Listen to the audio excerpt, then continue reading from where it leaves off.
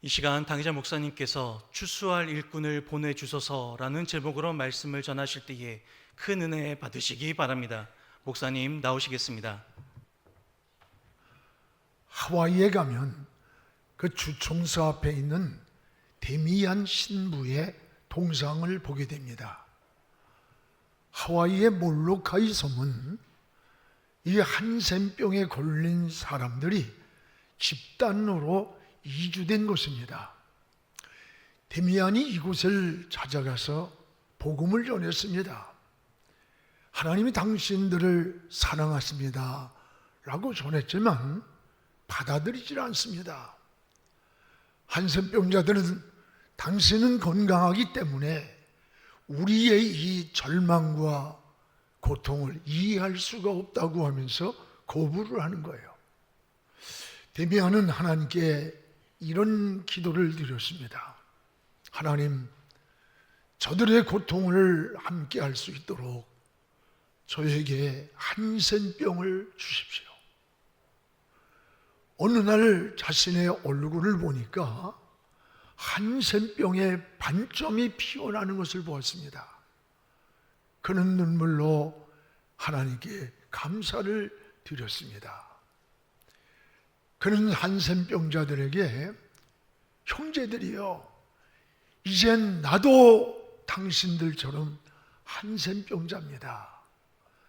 하나님은 건강할 때만이 아니라 병들었을 때 병든 나를 여전히 하나님은 사랑합니다. 이렇게 한센병자들에게 한센병이 걸려서 전도를 하자 수많은 병자들이 주님을 영접했습니다. 절망에 빠져있던 한센병자들이 돌을 보면서 복음을 전하다가 데미안은 49살의 나이로 하나님의 부름을 받았습니다. 이 사람의 동상이 하와이 호놀룰루주 주총사 앞에 가면 이 동상이 있어요. 생명의 복음을 전하기 위해 자신도 한센병자가 되기를 기도했던 데미안입니다. 오늘 말씀은 주님이 70인의 전도회 때를 조직하고 그리고 2명씩 짝을 지어서 보내면서 추수할 것이 너무 많다. 근데 일꾼이 적으니 추수하는 주인에게 추수할 일꾼을 보내달라고 하라라고 했어요. 그리고 주님은 추수할 일꾼을 찾는다. 일꾼을. 그러면 누가 추수할 그리스도의 일꾼인가? 주님의 핏값으로 생명을 사주신 그 빚진 자임을 아는 자들입니다. 이런 사람들의 은혜의 빚을 갚기 위해 자기 목숨까지 주님께 바친 하나님의 사람입니다. 이런 사람들이 바로 예수님의 참된 제자입니다. 이런 사람들이 예수의 심장을 가진 자를 심장. 그래서 바울은 빌립보 1장 8절에 나는 예수의 심장을 가지고 있다. 예수의 심장을 가졌다. 왜 사도 바울은 예수의 심장을 가진 자라고 했을까? 여러분, 사람의 신체 중에 중요하지 않은 것이 없습니다. 눈이 없다고 생각해 보십시오. 얼마나 불편하겠습니까? 팔이 없어 보십시오. 정말 불편할 겁니다. 그러나 심장이 없어 보십시오. 불편의 문제가 아니라 삶과 죽음의 문제입니다. 바울이 고백한 예수의 심장을 가졌다는 이 말씀은 예수님의 생명을 가진 자라는 고백인 거예요. 예수님의 생명이신 심장을 가진 자가 이 복음을 전하지 않겠느냐라는 말씀의 고백입니다. 여러분, 초대교회 성도들이 그랬습니다. 그들은 복음을 전하다가 매를 맞았고 감옥을 가두면서 다시는 예수라는 말을 하지 말라고 위협과 협박을 할 때에 사도행전 4장 19절 20절에 보면 야, 우리가 너희 말 듣는 게 옳으냐? 하나님 말씀을 듣는 게 옳으냐? 우리는 보고 들은 십자가에서 주님이 달리셨고 그가 다시 살아나는 부활을 목격한 증인이라고 하면서 복음을 위해서 죽음을 두려워하지 않고 전하는 그들의 모습을 우리가 보게 돼요. 바울은 사도행전 20장 24절에 이렇게 일사각오를 고개합니다. 내가 달려갈 길과 주 예수께 받은 사명 곧 하나님의 은혜의 복음을 증언하는 일을 마치려 하면은 나의 생명조차 조금도 귀한 것으로 여기지 않는다. 생명을 조금도 귀한 것으로. 무엇을 위해? 나의 달려갈 길, 주님께 받은 사명, 그게 뭐냐? 복음을, 은혜의 복음, 이 피 묻은 복음을 전하기 위해 생명까지 귀하게 여기지 않는다. 이게 바울의 고백이에요. 복음이 뭐길래? 복음이 뭐길래 자신의 목숨까지도 귀한 것으로 여기지 않는다고 했을까? 복음은 예수님의 생명입니다. 복음을 들어야 생명이 사는 거예요. 그런데 누군가 들려주는 자가 있어야 돼요. 그래서 사도 바울은 복음을 전하지 않으면 내가 화를 받을 것만 같다. 예수님도 이 복음의 불이, 이 불이 붙으면 내가 뭘 더 원하겠느냐? 여러분, 로마서 10장 13절에 누구든지 주의 이름을 부르는 자는 구원을 얻으리라. 여러분, 로마서 10장 17절에 뭐예요? 믿음이 어디서 나느냐? 들으면서라고. 들음은 그리스도의 말씀으로 말미암아. 누군지가 말씀을 전해주고 복음을 전해줘야 구원을 받는다는 거예요. 누군가 복음을 전해주는 자가 있어야 예수 믿고 구원받는 거예요. 그래서 주님은 추수할 것은 많다. 그런데 일꾼이 적다고 하셨어요.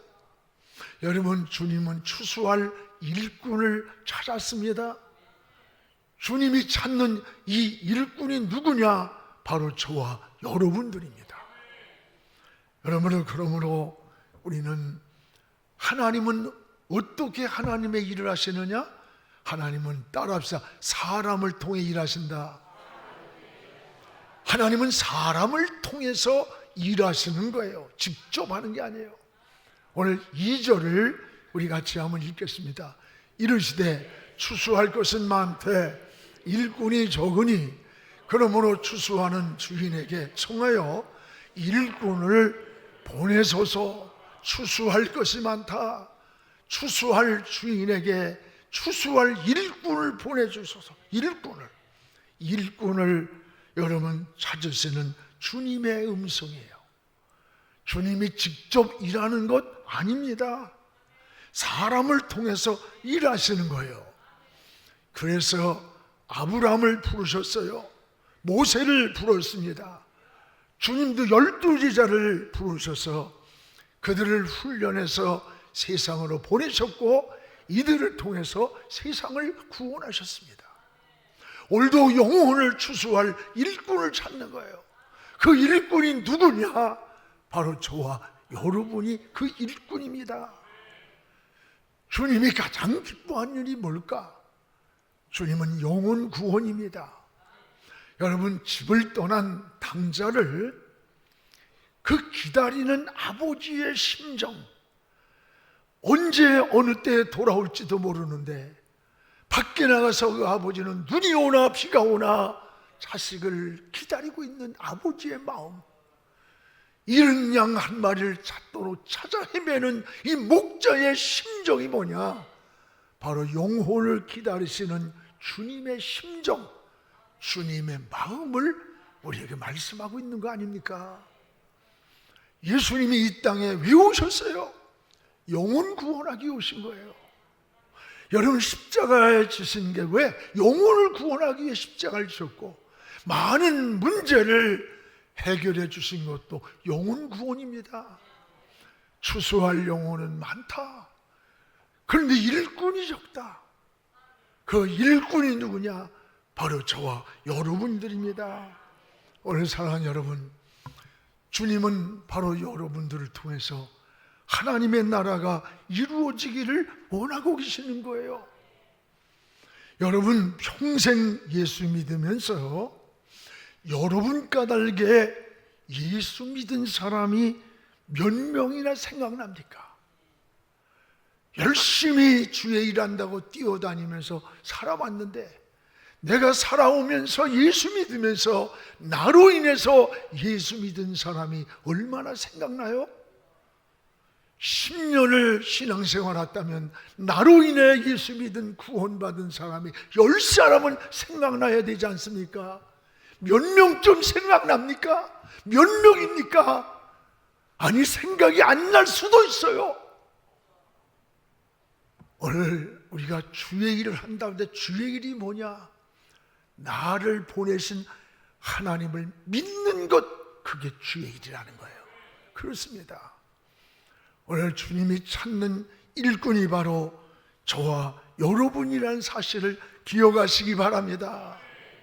저 양화진 외국인 묘수에 가면 루비 캔드릭이라고 하는 묘비가 있습니다. 25살에 생을 마감한 여자 선교사예요. 루비 캔드릭의 묘비에 이런 글이 가슴 저리게 만듭니다. 내게 1000개의 생명이 있다면 모두 조선을 위해서 바치겠습니다. 이 캔드릭은 1907년 조선 땅에 왔습니다. 그러나 급성 맹장염으로 쓰러졌어요. 젊은 25살 나이에 하나님의 부르심을 받았습니다.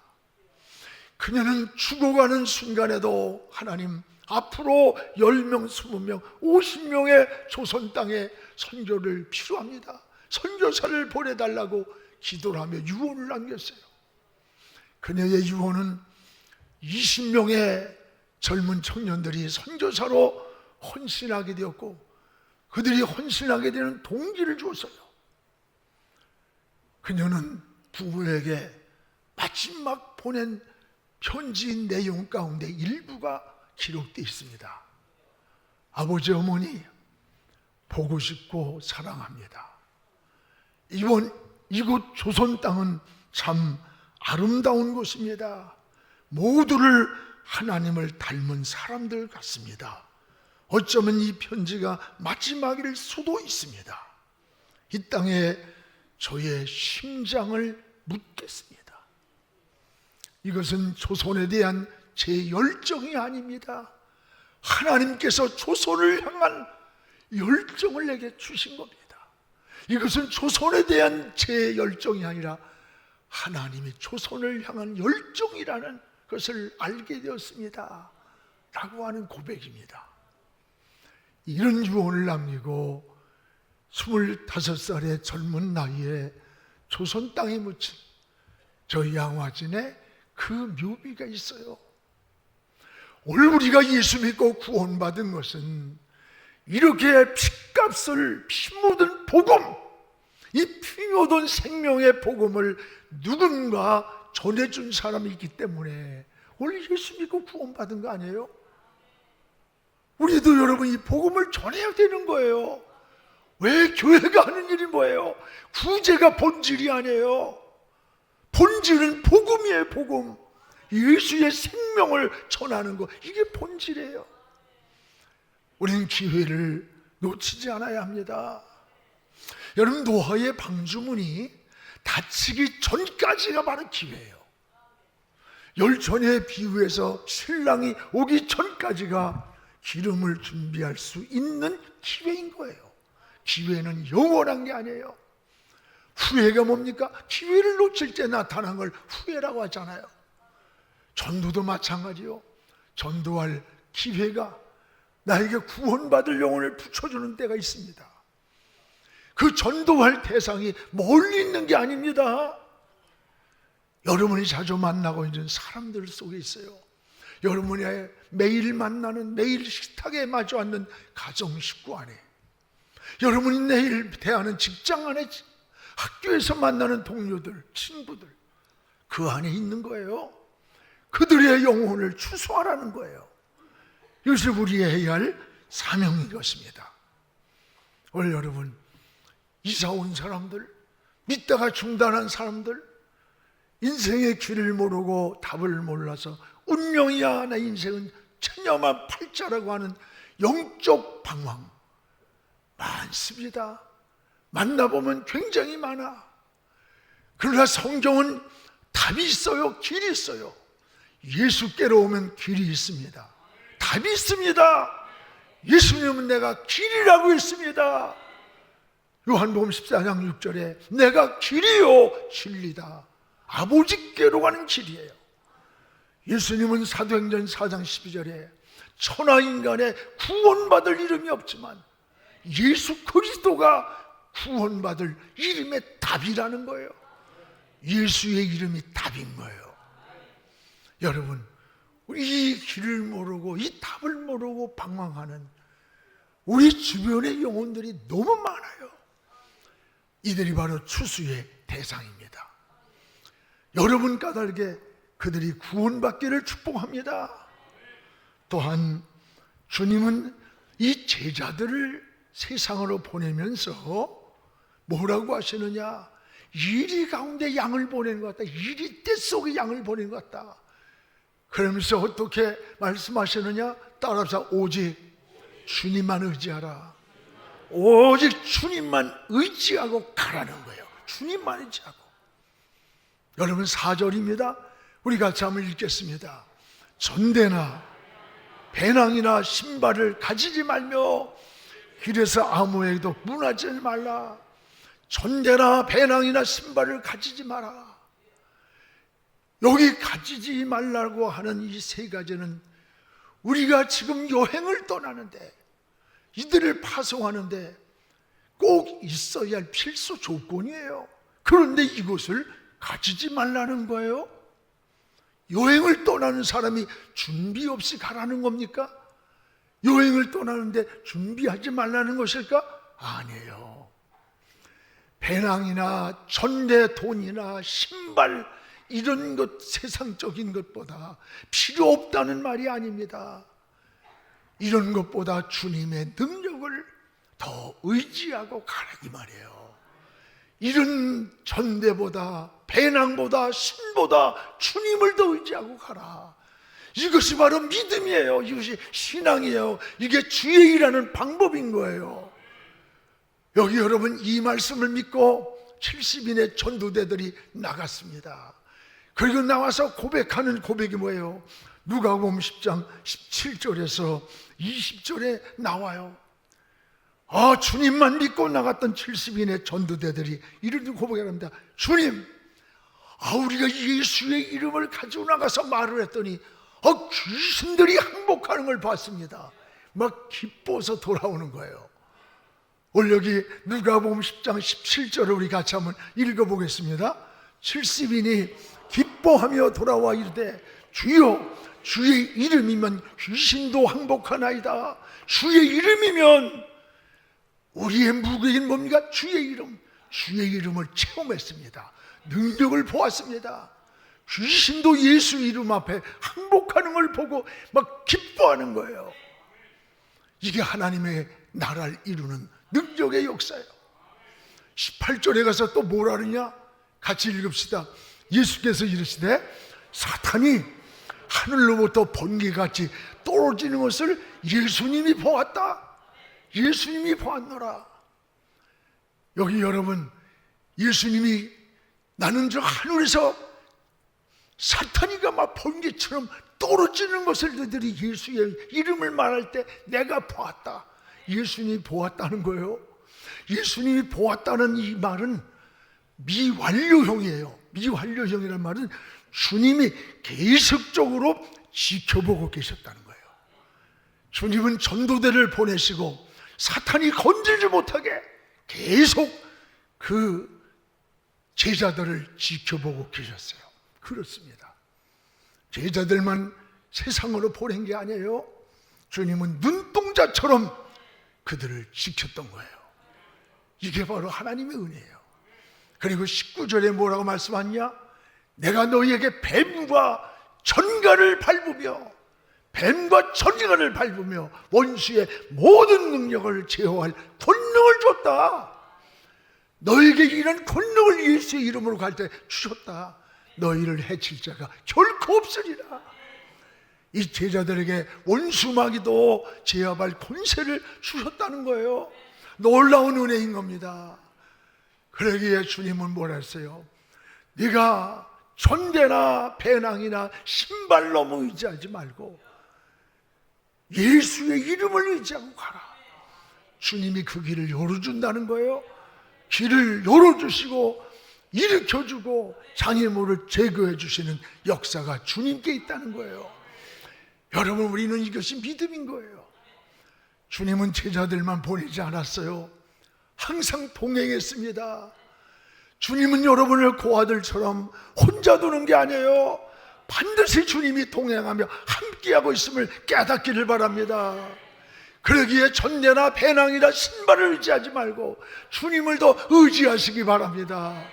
주님을 의지할 때만이 하나님의 역사가 있고 하나님의 능력이 있고 하나님의 기적이 그 안에 있음을 우리에게 알려주는 거 아닙니까? 여러분, 복음을 전할 때도 마찬가지예요. 주님을 의지할 때 하나님은 좋은 때를 만나게 했어요. 구원받을 영혼을 붙여준 거예요. 우리가 그냥 아무렇게나 헤매해서 전도하는 거하고 기도하고 전도하러 가면요, 구원받을 사람을 만나도록 하나님이 붙여주는 거예요. 이게 다른 겁니다. 기도할 때 바울과 루디아를 만나게 해서 만나게. 그래가지고 여러분, 빌립보 교회를 탄생시켰잖아요. 이게 우연이 아니에요. 하나님의 손이 움직이는 거예요. 여러분, 말씀에 갈급해서 에디오피아 내시가 말씀을 깨닫지 못하고 있을 때 성령께서 빌립을 공수에다가 에디오피아 내시에게 성경을 해석해주고 거기서 세일을 받았어. 이 에디오피아 내시로 말미암아 아프리카 선교의 시발점이 된 거예요. 이 하나님의 드라마와 같은 역사입니다. 여러분의 인생의 진로를 결정할 때, 사업을 하든 인생의 어떤 문제를 해결하든 너무 세상적인 전대나 배낭이나 신발이 필요 없는 게 아니야. 그러나 이런 것보다 우리에게는 신앙을 더, 주님을 더 의지하는 거, 이게 믿음이에요. 내게서 어떤 선택을 하든 결정을 하든 내 인생의 우선순위가 하나님이 돼야 돼. 머릿돌이 주님이 돼야 돼요. 기준이 돼야 되는 거예요. 방향이 잡히고 길이 잡히고 여러분 가는 길을 하나님의 인도를 받게 되는 겁니다. 우리의 삶의 우선순위가 전대나 배낭이나 신발이 아니라 주님을 더 의지하며 인생의 길을 걸어가고 믿음의 길을 걷고 하나님 나를 향해 달려가는 하나님의 사람들이 되기를 주의 이름으로 축복을 합니다.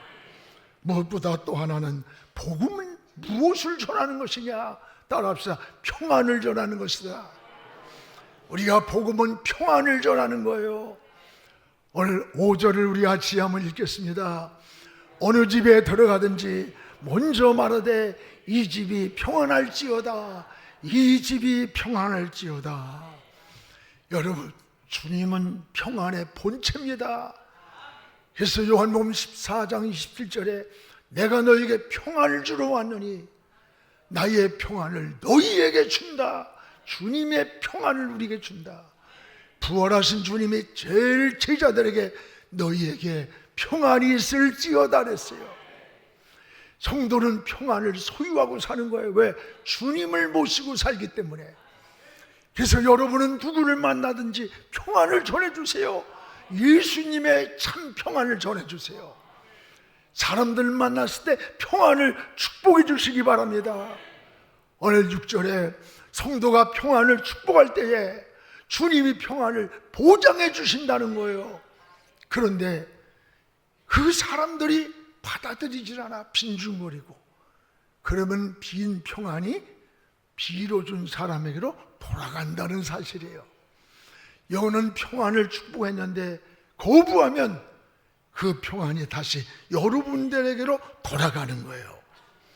우리가 잠은 옆 사람들에게 이렇게 축복을 한번 하겠습니다. 옆 사람을 쳐다보고 하나님은 당신을 사랑하십니다. 하나님은 당신을 축복하십니다. 하나님이 평안 주시기를 축복합니다. 여러분 직장에서도, 여러분 만나는 사람들에게도 하나님은 당신을 사랑하십니다. 하나님은 당신을 축복하십니다. 하나님이 평안 주시기를 축복합니다. 사랑하는 성도 여러분, 우리 주님은 영혼을 추수할 곡식으로 표현했어요. 영혼을 추수할 곡식. 또한 우리를 그 곡식을 추수할 일꾼이라고 했어요. 일꾼. 그 일꾼이 우리라는 거예요. 우리 주변에 추수할 영혼들이 가정이나 주변에 얼마나 많아요. 관심을 가지세요. 주변을 돌아보세요. 살펴보세요. 10년 믿었습니까? 여러분을 통해 예수 믿은 사람이 10사람은 기억나야 되잖아요. 10년을 예수 믿었는데 몇 명이나 생각납니까? 아니 몇 명이나 여러분이 이름을 댈 수 있습니까? 막상 물으면 대답할 사람이 하나도 없는지도 몰라. 주님 앞에 다른 게 부끄러운 게 아니에요.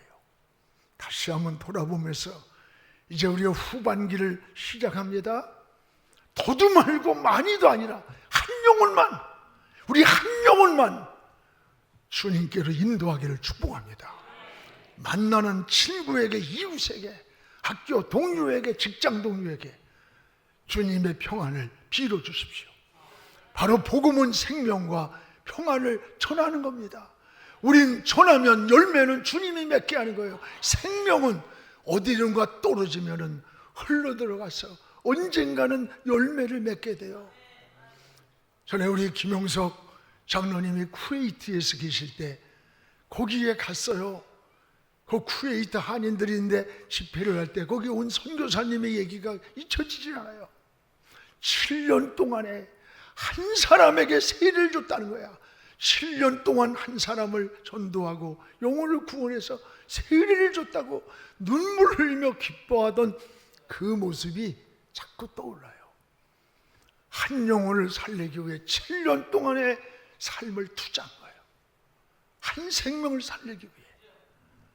오늘 사랑하는 여러분, 영혼을 향해서 주변을 살피며 우리 후반에 하나님 한 생명을 내 손에 붙여주세요. 만나게 하세요. 그를 위해 희생하면서 우리 구원하는 내 입을, 내 손을, 내 지체를, 내 삶을 사용해 주십시오.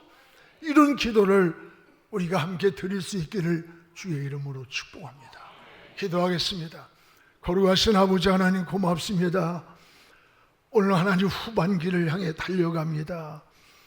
하나님 신앙생활에 오랜 세월이 가지만 우리를 통해 구원받은 영혼들이 몇 명이나 되는지 생각이 나지 않을 때가 많습니다. 주여, 오늘 후반기에 생명을 우리에게 붙여주시고 우리 주변을 살피게 하시고 영혼을 구원하는 우리의 삶의 모든 조건이 되게 하여 주시옵소서. 하나님이 기뻐하는 일을 하게 축복하여 주시옵소서. 예수님의 이름으로 기도합니다. 아멘.